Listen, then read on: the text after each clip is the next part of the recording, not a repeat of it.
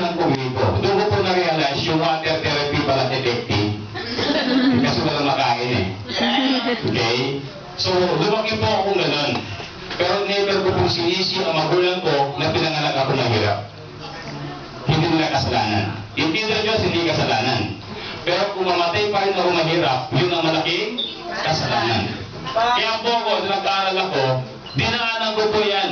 Okay? Para Ateneo, Miriam, UST, FTU, Lasal.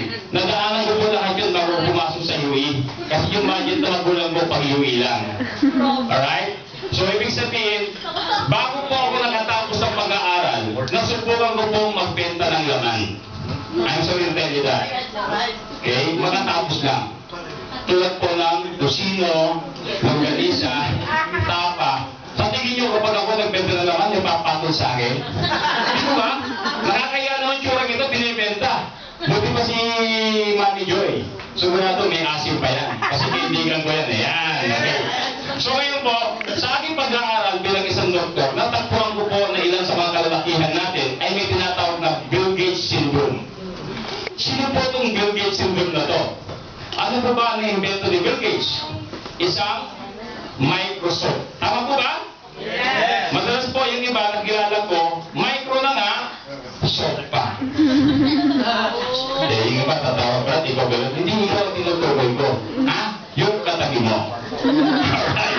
Okay. So ngayon po, may nagkonsulta sa akin at pumunta sa aking klinika, sila po ay mag-boyfriend pa lang. Okay? Nagsisikuhan at tanong ko sa kanila, ano pinag-aawayan ninyo?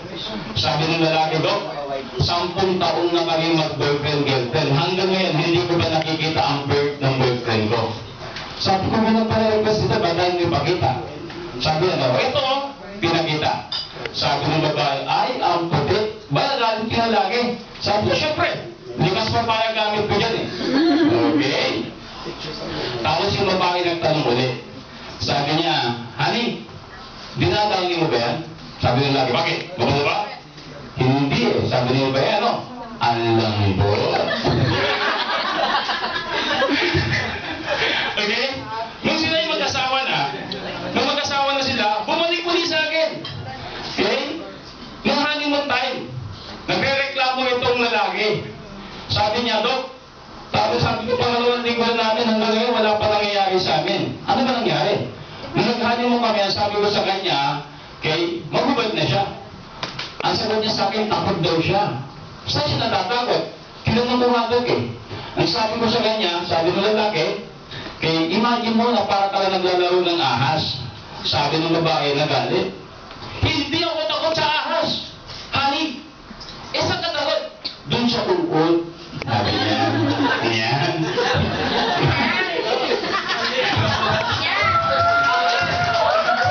After 10 years, bumalik ulit itong mag-asawa na to.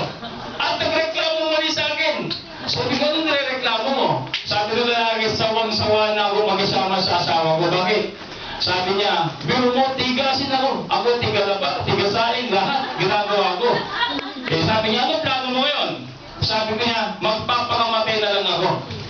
Anong paraan na magpapakamatay gagawin mo? Sabi niya, gigiliin ko na lang yung liit ko. Sabi ng babae, asus! Ikaw pa!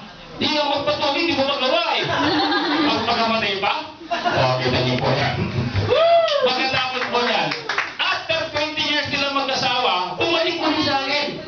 Okay? May problema na naman sila. Okay? Sabi lang ng babae, bago sila matulog, sabi niya gano'n, ha? Wala na akong panty. Sabi ng asawa niya, bukas, bibili ka ng marami. After 50 years of marriage, bumalik na naman! Grabe problema to. Pagkatapos sabi niya, nagkaedad na sila ng mga 60, 50 na ganyan, ang edad nila. Okay, lumapit ulit sa akin yung lalaki. Sabi niya, siguro sa yung problema na yung mag-asawa. Siguro it's about time for you. Nagigyan mo kami ng payo. Bakit? Ano ba nangyari?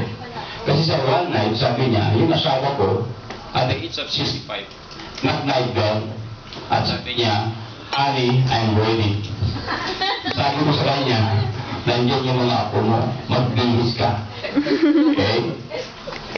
Ang ginawa ni Lola, tinanggal yung kanyang dress. Ang naiwan lang yung andis sa kabra. Pagkatapos sabi niya, honey, I'm ready. Sabi ng lalaki, inupahan eh. Pero ingat na babae ito. Nandiyan yung mga apo mo, baka isipin na lumalandi ka. Magbihis ka ron!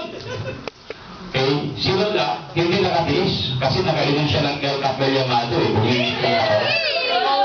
Pagkatapos niya, pagbalik niya, hubad-hubad na. Sabi niya, honey, I'm ready. Sabi ni Lolo, ano ba naman yung suot mo? Bakit kulubot-kulubot? Hindi mo nga pinag-pinag. Okay? Sa madalit salita, pinagbigyan ni Lolo si Lola. Ang nangyari, okay, naganap ang hindi dapat maganap. Naku po. Okay? Pero binigyan ng conditions muna. Sabi niya, bago natin gawin lahat yan, bumili ka ng kondom. Sabi ni Lola, lago ka pala eh.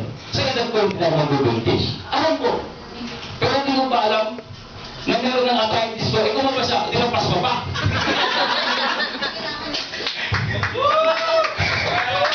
Nung ginawa nila yun, okay, pinagbigyan. Kung nalaman ni Lolo na si Lolo uminom ng El Capel Llamado, si Lolo uminom ng anting-anting ganado. Para hindi siya manihado sa laban. Okay, available po yan dyan. Pagkatapos po nun, ay, ginawa po nila ang dapat mangyari. Okay, after 1 hour, sa sobrang sarap, si Lolo bumigay, namatay. Nakakalungkot. So ngayon, sinuli ng doktor kung ano po ang dahilan, bakit namatay si Lolo. Okay, nakalagay, cause of death. El Capel Llamado, negative, ligtas yung produkto natin. Next, anting-anting ganado, negative.